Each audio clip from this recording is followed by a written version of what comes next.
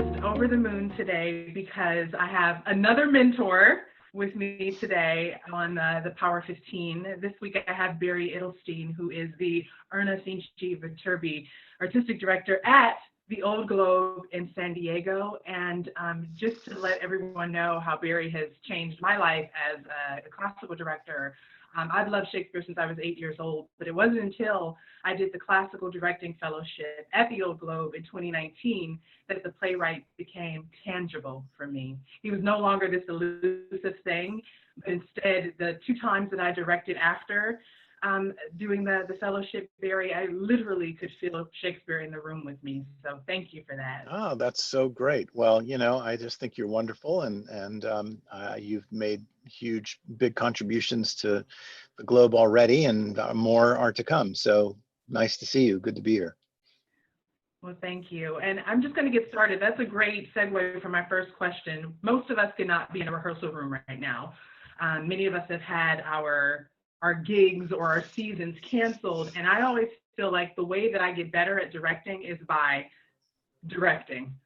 And because we can't do that right now, I was wondering if you have any advice for directors such as myself or anybody who's listening right now about what we can do in the meantime to expand, to grow, and to continue to become better storytellers.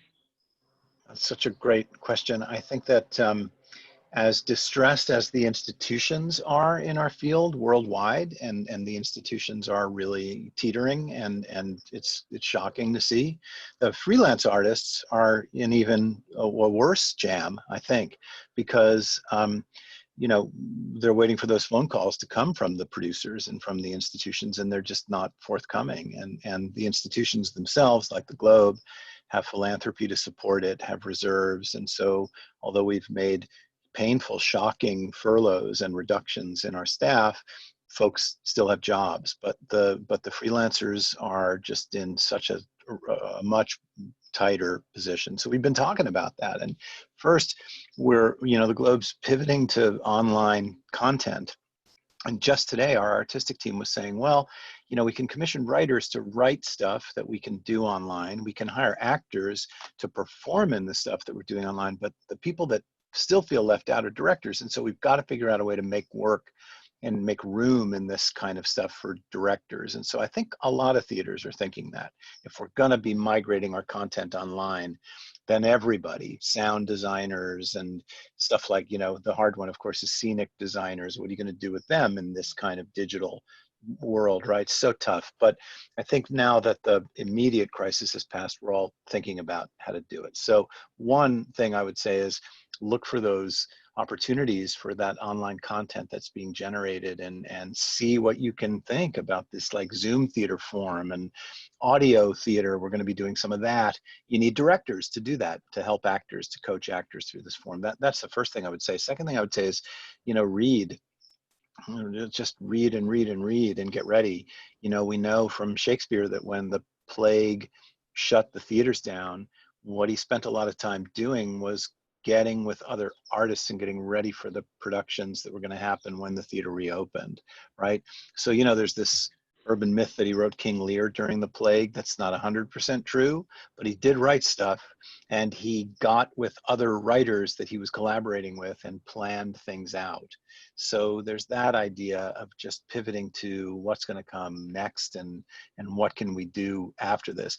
But then there's one other thing, which is this experience that I had not too long ago, which was amazing. We have an actor training program at the Globe, and Jesse Perez, who directs it, called me up and said, why don't we do a Shakespeare class with the actors in training? And I thought, I don't know how this is going to work, but we did a Zoom Shakespeare class, and I was actually able to direct and work with these actors over the forum of Zoom. It was great. They did their Shakespeare pieces. We talked about them. We worked on them. They did them a couple more times. Felt like rehearsal. It was kind of a miracle. So, we're all doing things. Like, I'm the artistic director of a theater. I now feel like I'm the head of a new media company, right? Inside of 2 months, I've switched my entire identity, and we're all making these weird moves, to like, well, I thought I was this, but now in this crazy situation, I'm actually not that. I'm this. And you got to stay open to the world to move that way. but my heart goes out. I miss the rehearsal room so much. And I think that what you're going to see in this interim period anyway, until we can reopen, is as people make new forms, directors are going to have an important role to play in it. That's my sense. Yeah. It's an interesting time. You know, one of the things that I value the most about being one of your students is your scholarship and your passion for the Bard and all of the historical context that you would provide in the class. And can you give an example?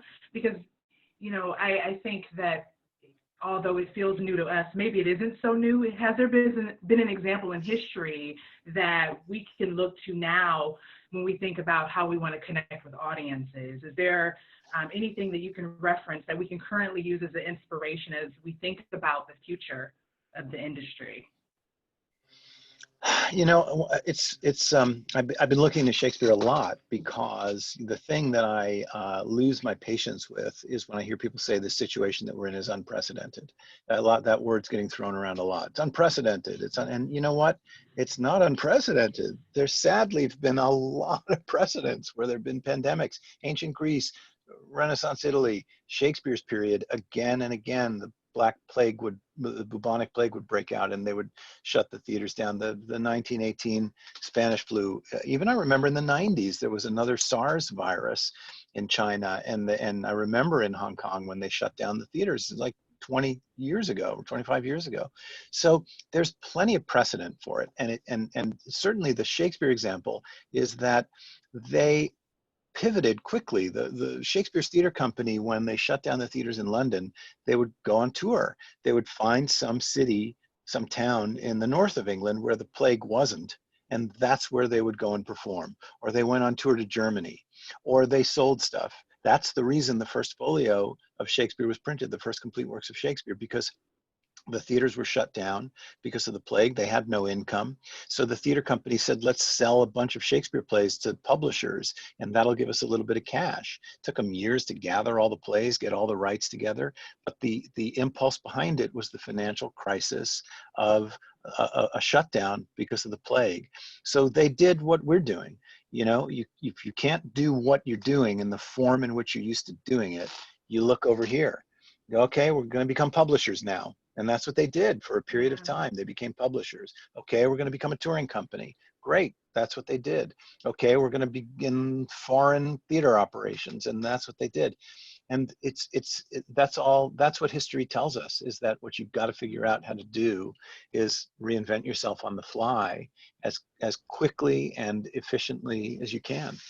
And that's what the field is doing. I Yeah. mean, you know, look at you. You're making a podcast now, right? Would you have done that before this? No. But No, you know, not at you have all. this immense no, and you have this extraordinary mind and a great creative impulse in you that has to be let out. And so you've looked around and said, okay, I'll do this. And it's engaging, right? And it feels Mhm. creative to you, and it's making a contribution to your audience and your constituents, and it's helping the field. So you're doing it. You're doing what history and precedent tells us we should do. Well, thanks for saying that, Barry. See, that's why you should have a mentor, everyone, because they will always make you feel better. Thank you. The pandemic and being quarantined has made me think about directing other things, Barry, other Yeah. classical works, and but outside of Shakespeare's canon. I really like old things like furniture, jewelry, and I also like my plays very old. So if you could Yeah. suggest 3 plays besides Shakespeare that I should read right now, what would they be? Yeah, well, I mean, I could suggest 100, but I thought about this, and I thought, well, I'll limit it to Shakespeare's period, because Shakespeare, the most famous writer that came out of the English Renaissance, of course, by far, but there were dozens of other people writing plays. There was a really robust theater industry in London in that 70-year period, from the 1560s, 1570s to the 1640s, when the English Revolution happened, right? And there were a lot of people writing plays, and there were a lot of theater buildings that had gone up, and there was stuff in them all the time. And Shakespeare's shadow looms so large that we've forgotten about a lot of it, but there's some amazing stuff out there. So the first play you should read, which you may know, I'm sure you do know, is a play called The Alchemist by Ben Jonson. So Ben Jonson was Shakespeare's most famous contemporary. If it weren't for Shakespeare, he'd have been the most famous guy to come out of that period in the theater. Very different from Shakespeare, bawdier, dirtier, much more of a city writer, nothing in the countryside. It's all about London, and it's about like criminals and crooks and hustlers. You know, it's got this real sort of urban New York kind of feeling, and it has the sound of the streets of London. Amazing, amazing stuff.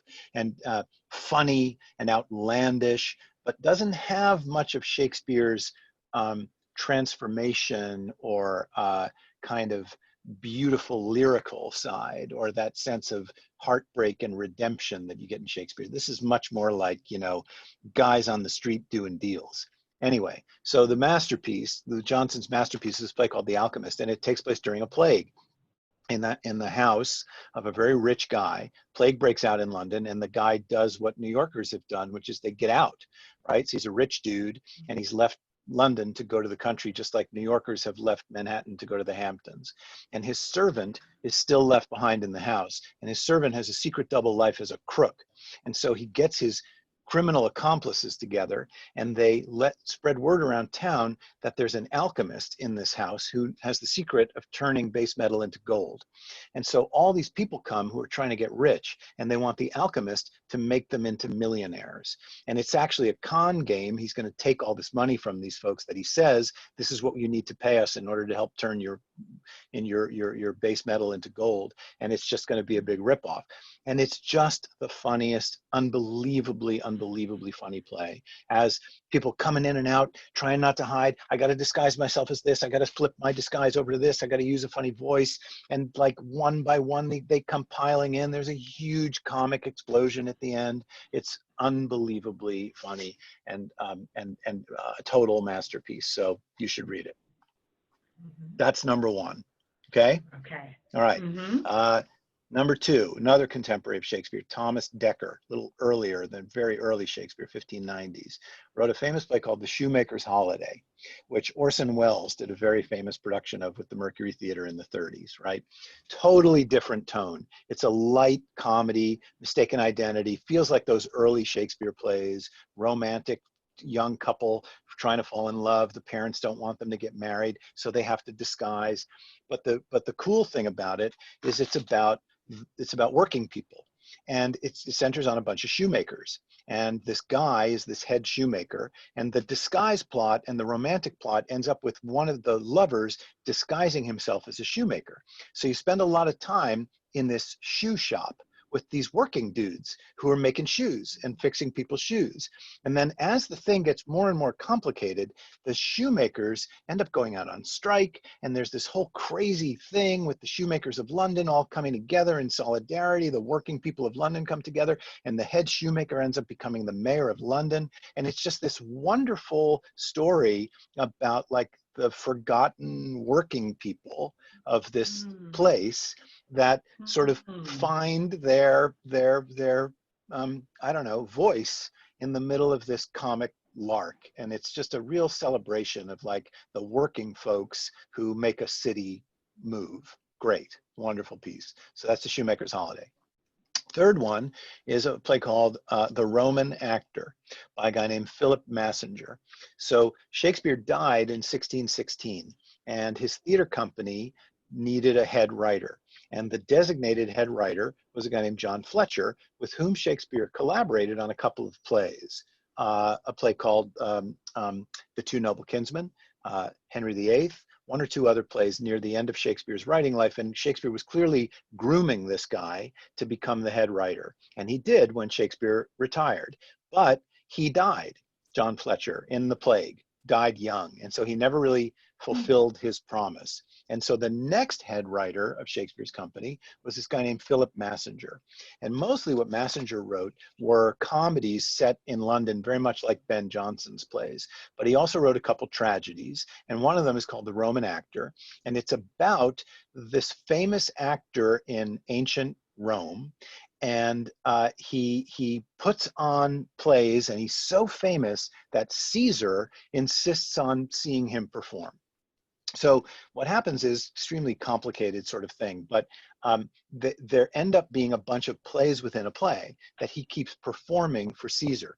But Caesar decides that he doesn't really trust the idea of theater. He doesn't like that people are lying and faking and making up things, and he thinks it really has to be real. And so there's this crazy sort of thing running through the play about the difference between illusion and reality, and whether theatrical representations of reality are more real than real life itself. And so this figure of this actor becomes this like philosophical representation, almost like a Pirandello play, about, is an actor more real than real life, or is real life more real than an actor? And it's just absolutely crazy, crazy play with like 4 plays within a play in it, and people end up dying because the Caesar at one point picks up a knife and says, well, this is a prop, is this a real prop or not, and stabs somebody who actually dies, who was supposed to fake die, but instead he real dies. Wow. It's just nuts. Wonderful, wonderful piece. So that's the other great one. So there you go. The Alchemist by Ben Jonson, The Shoemaker's Holiday by Thomas Dekker,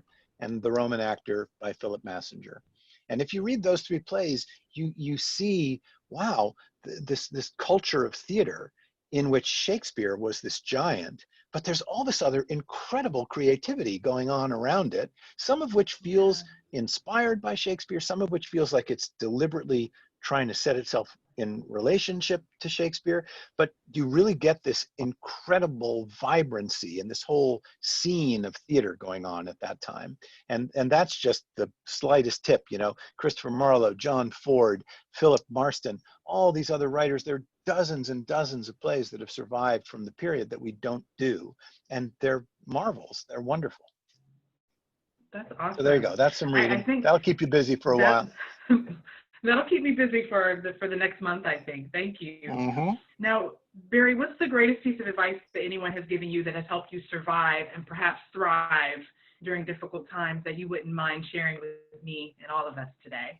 Yeah, well, I have a story that I often tell about a great piece of advice that I was given as a young director that changed the course of my work. Um, I got a couple of lucky breaks when I was very young, right out of school in my early 20s. And one of them was I was asked to direct a play at New York Stage and Film. You probably know it. It's a summer theater at Vassar College in Poughkeepsie, New York, just north of New York. It's a very prestigious, well-known place, really great summer theater company where amazing actors come.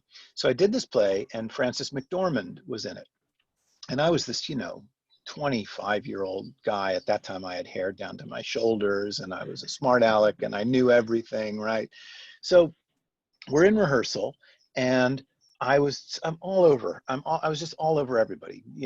Cross on this line, move your arm here, look that way, do this. And one day at the end of rehearsal, Fran came up to me and she said, Barry, can I tell you something? I said, sure, Fran. She said, other people have ideas too. And I thought, oh, wow, I hadn't really thought of that. And she was so nice about it. It wasn't, she could have said, hey, kid, will you shut up?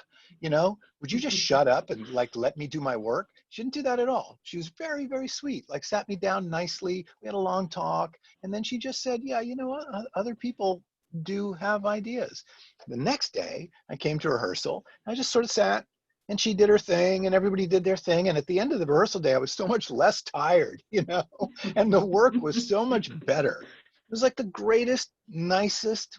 I to this day, I haven't seen Fran in a while. So if you're out there listening, I thank you. But it's like the greatest piece of advice that anybody ever gave me. And it's so true about theater. You know this, Sam. It's a collaboration. And if you come into the room and insisting that you know everything, it's never going to work. You have to make sure that there's room for everybody to be their best self and to make their greatest contribution. So that's the Fran McDormand advice that has shaped my path. That's right. And if you have really great mentors, that's another way to have ideas flowing and coming your way as well. My True. favorite question, Barry, is what is bringing you joy today? I've seen you joy-filled in a rehearsal room, but obviously you can't be there right now. So right now, today, on Friday, May 22nd, what's bringing you joy? Yeah, well, my children, without any doubt. I have a 7-year-old son and a 12-year-old daughter. and we've all been quarantined together, my wife and so it's the four of us. It's four against Thebes, you know, and we're here locked in our house. And they have been unbelievable. They've been amazing. They are optimistic. They are indomitable. They are adaptable. They're good humored. You know, it's been amazing. And every time I, you know, look, let's not mince words about it. This is a catastrophe in our field, you know, and the damage is profound. And I think sadly it's going to be lasting. And so it's so easy to just slip into this terrible despair about all that's lost and all that's going on. But my kids just won't have it. They're doing their thing. You know, my son wants to go out and play catch, go for a bike ride. You know, we have to finish his homework assignment. Say he has to write a poem about something that he finds in nature, you know, and like that's the deal. That's the thing that is keeping me optimistic and keeping me moving and keeping me fighting, because they're everything, and they deserve no less than my finest self. So that's the answer to that. Well, my answer is you today, Barry. You brought me You're sweet. joy today. Thank you so much, Barry, for making time for me. This podcast has been a dream during this quarantine, and it really has kept me so high, just off good vibes and beautiful information and advice from my mentors. So thank you, thank you, thank you. Well, thank you for having me, Sam, and you're the greatest, and you know we all love you. So keep up the good work. Thank you, and I'll talk to you soon, Barry. Take real good care. Yeah, do you too.